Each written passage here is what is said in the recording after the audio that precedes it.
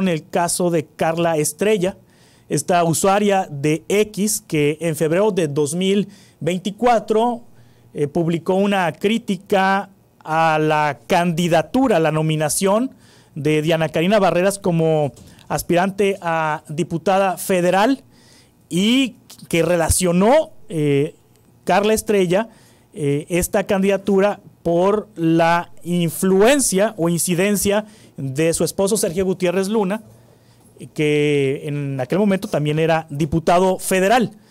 Esto le valió a Carla Estrella que fuera denunciada por violencia política de género ante el Instituto Nacional Electoral y el INE, la Sala Regional y el Tribunal Electoral del Poder Judicial de la Federación, pues determinaron que la usuaria había cometido violencia política de género y la condenaron a disculparse durante 30 días, la multaron con 70,000 pesos y a tomar cursos. Y el debate está en si lo que hizo esta usuaria de X es violencia política de género o es una crítica política. Y justamente para conversar sobre este tema, le agradezco que estén con nosotros aquí Leila Acedo, analista jurídica social y especialista en políticas públicas con enfoque de derechos humanos. Leila, ¿cómo estás? Buenos días, bienvenida. ¿Qué tal? Buenos días, gracias. Lisette Sandoval, académica y consultora. Lisette, muchas gracias. A ver si te puedes hacer un poquito a tu izquierda. ¿Ah, sí? A tu izquierda para acercarte a la cámara y el micrófono. Ahí está, ya me Perfecto. Pues muchas gracias, Juan Carlos, por la invitación y un gusto estar aquí con Leila también. Gracias por estar aquí con nosotros, Leila. Lisette, ¿es violencia política de género lo que cometió Carla Estrella? Ya directo y al tema, yo Leila. Traía así todo para irlo desmenuzando. Y desde el enfoque de derechos. Bueno, para empezar, un tema muy interesante, ¿no? A mi punto de vista, pero evidentemente yo no soy representante de una institución política, ¿no? No es violencia política en razón de género, ¿no? Pero es un caso muy, muy interesante y ojalá lo podamos alcanzar a desmenuzar aquí, ¿no? Primero y antes que nada, pues yo como feminista, como académica, ¿no? Y como promotora también del reconocimiento de la violencia política contra las mujeres, pues es importante señalar, ¿no? Que la violencia política contra las mujeres existe, ¿no? En razón de género existe, es una realidad que es silenciosa, que desafortunadamente es naturalizada, ¿no? Hasta incluso llegaría a decir banalizada, ¿no? Y los comentarios que se han vertido sobre este tema pues lo reafirman, ¿no? Es un obstáculo que enfrentan las mujeres hoy en día en cuanto al ejercicio de la participación política. Y no solamente en el ejercicio de la participación política, sino en la trayectoria profesional en el espacio público en general, ¿no? Las mujeres, desafortunadamente, no nos animamos a denunciar, ¿no? Las mujeres que están en el espacio público, por infinidad de cuestiones, ¿no? Una de ellas tiene que ver con el costo político que implica denunciar, otra de ellas tiene que ver con el miedo, con las prácticas de hostigamiento que existen, ¿no? Y pues otra de ellas tiene que ver con otras cuestiones como el desconocimiento, etcétera, etcétera, ¿no? Entonces, ¿existe la violencia política en razón de género? Sí existe. En este caso, me parece que no cumple con los elementos, ¿no? De hecho, Sonora tiene otro antecedente similar que se dio en el marco del ejercicio de las elecciones del 2021 con una diputada federal también que acusó, que denunció más bien, presentó una queja en contra de dos ciudadanos, ¿no? De dos ciudadanos por también manifestar ciertos tweets, nada más que estos tweets eran reiterados, ¿no? Sistemáticos y la resolución fue muy interesante, ¿no? ¿Por qué? Porque justo se atendían ciertos matices que, yo no he leído el alcance de la resolución en este caso, ¿no? Pero habla de categorías sospechosas porque se hacía una referencia muy particular sobre la actividad laboral de esa candidata, ¿no? Y se hacía un análisis del contexto como debe de ser cuando se hace cuando se juzga con un enfoque de género para señalar si existe o no existe una asimetría de poder, ¿no? Que eso es uno de los puntos relevantes de las resoluciones con enfoque de género. También se analiza el contexto y la intención de la conducta, que hasta donde he escuchado, este es uno de los puntos álgidos de la resolución. Cabe señalar que en ese contexto, la sentencia es pública, por eso puedo hablar de ella. En ese contexto era una reiteración, y cuando se le hizo la entrevista a la persona de Twitter, que era una mujer también, hay que decirlo, ella aceptaba, ¿no? Porque comentaba lo que comentaba, y en ese caso, digamos, pues se dio la sanción. Hay que decir también que Sonora no es una de las entidades federativas que tenga más sanciones por violencia de género. No solamente están 7 casos con 4 personas. ¿Por qué? Porque una persona es sancionada 3 veces reiterativamente, ¿no? Es un periodista que tiene una agencia de consultora, etcétera. Pero en ninguno de esos casos, se configura uno de los antecedentes o de los elementos de este caso, ¿no? Y si quieres eso ahorita lo podemos platicar. Elizabeth, hay un punto que defiende la legisladora que puso esta queja contra Carla Estrella, y que asevera que le atribuye su candidatura por influencia del esposo, y es que pues pasa mucho y sigue ocurriendo que los logros que obtiene una mujer política se la quieren atribuir a la influencia de un hombre, ya sea el esposo, ya sea el papá, ya sea el hijo, ya sea el jefe, ya sea el grupo político. Entonces, ¿cómo se encuadra esta vinculación que se hace por parte de la usuaria de X de que la candidatura es por influencia del esposo y no por méritos de ella? Mira, precisamente, yo creo que ese es el punto álgido al que se refería Leila. Y aquí es importante traer a colación 2 elementos importantes de por qué se considera un argumento o no de violencia política en razón de género, o bien por qué se abre el debate, ¿no? El primero es porque está muy presente y claro el elemento de género basado en algún estereotipo. El segundo es porque afecte desproporcionadamente a una mujer, es decir, no afectaría igual si quien impusiera la denuncia fuera un hombre, ¿no? Sí. En ese sentido. Entonces, aquí hay un ejercicio muy interesante desde el punto de vista lingüístico, si lo queremos llamar así, que abre el debate para este tipo de argumentos. Primero que nada, reiterar que efectivamente, como tú lo dices, es común y lo rechazamos totalmente. Sin embargo, este ejercicio que te comento es interesante porque cuando en el argumento, cuando cambiamos el sustantivo y hay un elemento de género, claro, el elemento de género sigue estando presente. Sin embargo, en este argumento, si nosotros cambiamos el sustantivo y en vez de esposa ponemos hijo o prima, hermana, no sé, cambiamos el núcleo familiar, se borra el elemento de género, ¿no? Es decir, no persiste. Y ese es un análisis interesante para abrir este debate. Ahora, creo que es muy importante también para juzgar esto que tú nos dices, lo que nos decía Leila del contexto. Sí, cuando se hace un análisis con perspectiva de género, es imposible desligarse del contexto, ¿no?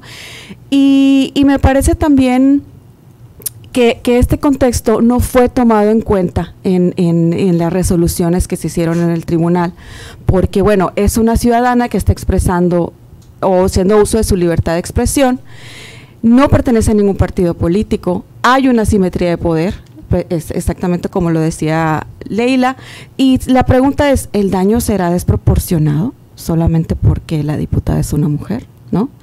Y bueno, creo que nos da como para abrir el debate a tomar en cuenta muchos más elementos para el análisis que los que se tomaron en cuenta, ¿no? Ahora, algo importante que ella pues ha expresado en medios de comunicación es que ella expresa su intención hablando que su intención era pues establecer una cuestión de nepotismo, exacto, sí. Que también el nepotismo sabemos que es una carga fuerte, ¿no? Del sistema político.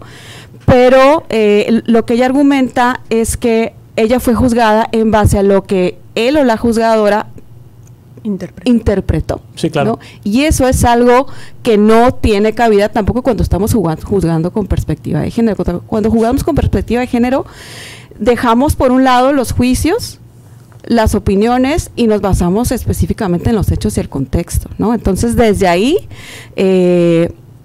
ya debemos de abrir el debate y debemos de cuestionar esa sentencia por violencia política. Cuando se juzga violencia política de género, Leila Acedo, es porque se pretende nulificar o se nulifica o se quiere invisibilizar la participación política de una mujer. Esa es la intención cuando hay violencia política de género. Ahora, esta resolución del Tribunal Electoral del Poder Judicial de la Federación contra la usuaria de Twitter, y siendo ella mujer, pues la está nulificando para realizar crítica política. ¿No sería también violencia política de género? Bueno, en realidad no, atribuyendo los mismos criterios. Callando, ¿no? Bueno, hay una, a ver, en términos teóricos, digamos, hay un uso, digamos, ¿no? Un uso que no es exclusivo de este caso, de las leyes con un enfoque feminista o con un enfoque desde género, que se les llama también, ¿no? Particularmente con las leyes punitivas, ¿no? Es decir, las que tienen sanciones específicas, que tienen cuestiones más particularmente con restricción de las libertades, ¿no? Y se ha hecho un uso indiscriminado, digamos, mediática y políticamente, ¿no? Es decir, hay una utilización política de este concepto, que creo que eso es un punto aquí muy, muy cuestionable, ¿no? Y que son cosas completamente diferentes a que si la crítica se judicializa o no. No, la crítica no se judicializa. Lo que se está politizando, digamos, es el uso del concepto, ¿no? Entonces, yo creo que hay que partir desde el hecho, y yo como abogada siempre lo digo en mis clases, ¿no? El derecho es un instrumento, es un dispositivo o una herramienta de poder, ¿no? Y que por años ha limitado y ha constreñido, digamos, particularmente el cuerpo de las mujeres. ¿Qué es lo peligroso en este caso? Que ese discurso se esté utilizando precisamente, ¿no? Para constreñir o para limitar otro tipo de derechos que también impactan, ¿no? A las mujeres, ¿no? Si nos vamos a las estadísticas que tienen las resoluciones o de más bien el registro de sancionados por violencia política, vemos que casi el 30% de las sanciones o de las personas que están registrados forman parte de la ciudadanía. Fíjate, yo hubiera pensado que eran periodistas y no, en realidad son ciudadanos, después los presidentes municipales, por allá no sé en qué lugar, con un 12% de los periodistas, los medios de comunicación solamente un 0.020%, ¿no? Perdón, 0.20%. Entonces, ¿qué significa esto? Pues yo creo que este asunto nos va a dar, sí, sin duda, un precedente interesante para que, justo de hecho, hasta puede ser una iniciativa que pueda promover la propia diputada, para que se establezca o para que exista mayor claridad en cuanto a los criterios de cómo sancionar la violencia política. No es que la violencia política en razón de género no exista, ¿no? Y que no se pueda sancionar a los ciudadanos, sí existe. Y de hecho la legislación contempla también a los ciudadanos. Lo que pasa es que varias cosas. Uno, los ciudadanos no están informados de que pueden incurrir en violencia política, ¿no? En razón de género. Hace falta ahí mucho trabajo de pedagogía de las instituciones. Dos, ¿no? Creo que no se puede medir, los tribunales no pueden resolver ahora sí que con la misma vara, ¿no? Con los mismos criterios a un medio de comunicación, a un periodista que tiene una audiencia en específica, a un partido político que tiene recursos, que tiene un abogado en específico, ¿no? A un ciudadano que emite una opinión en específico, en dado caso que se tuviera, digamos, un tuit con características de violencia política de género, ¿no? Con elementos, digamos, que se adscriben a esto.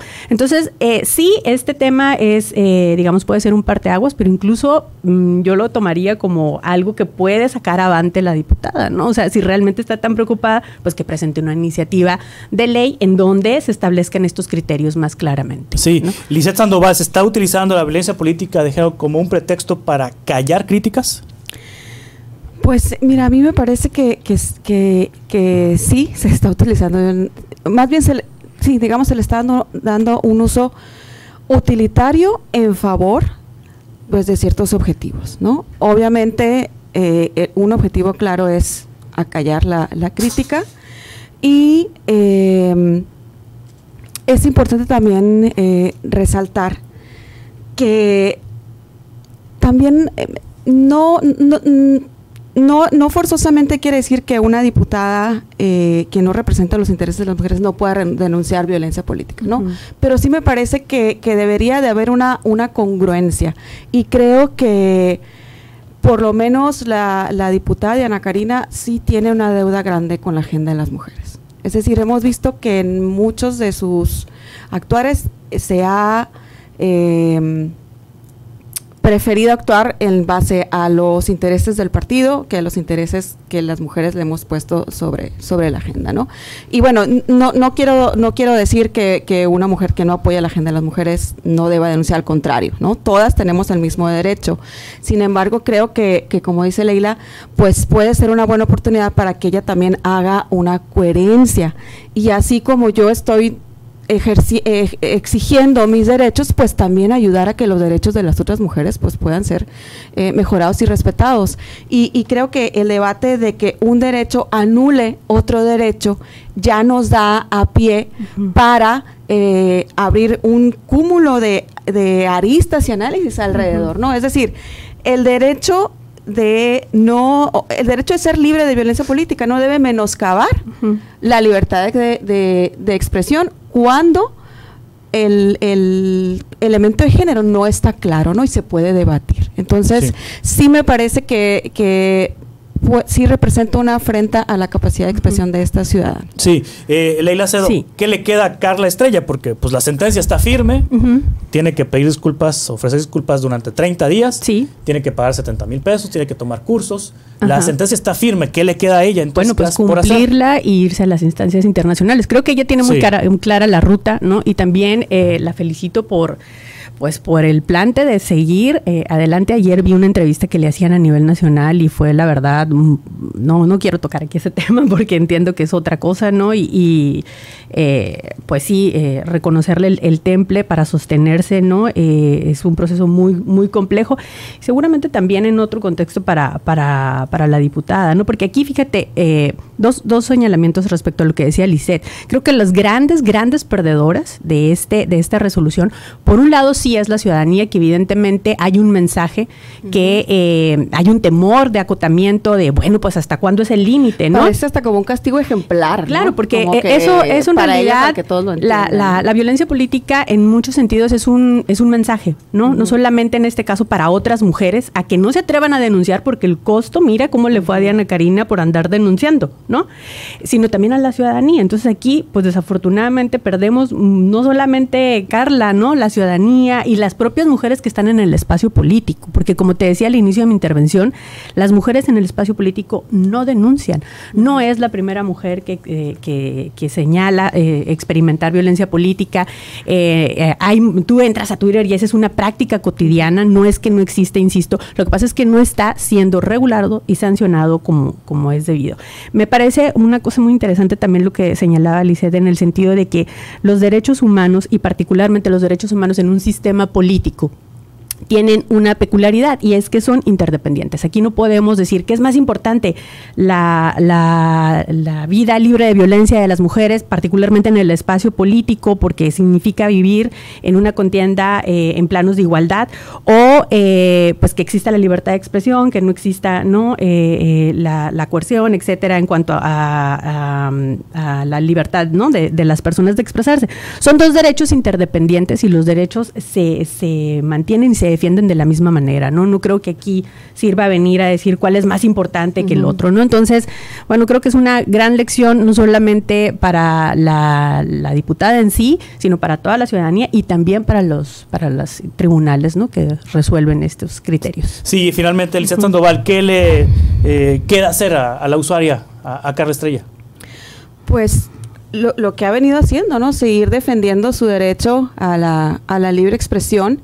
Y aquí también algo interesante de analizar es el asunto de la reparación del daño. Bueno, es esto mismo que estamos diciendo, es decir, de verdad disculparse 30 días es proporcional al daño causado, ¿no? A la diputada. Entonces, aquí también vemos cómo esa perspectiva de género a veces se pierde cuando se dictan esas reparaciones del daño, porque se supone que cuando tenemos asimetría de poder, pues generalmente quien ejerce el abuso de poder es quien debe reparar el daño, ¿no? Entonces aquí estamos como un poco cuatrapeados, ¿no? Y más si se trata de una ama de casa que no percibe recursos, ¿no? Entonces ese asunto de la reparación del daño también está interesante ahí analizarlo.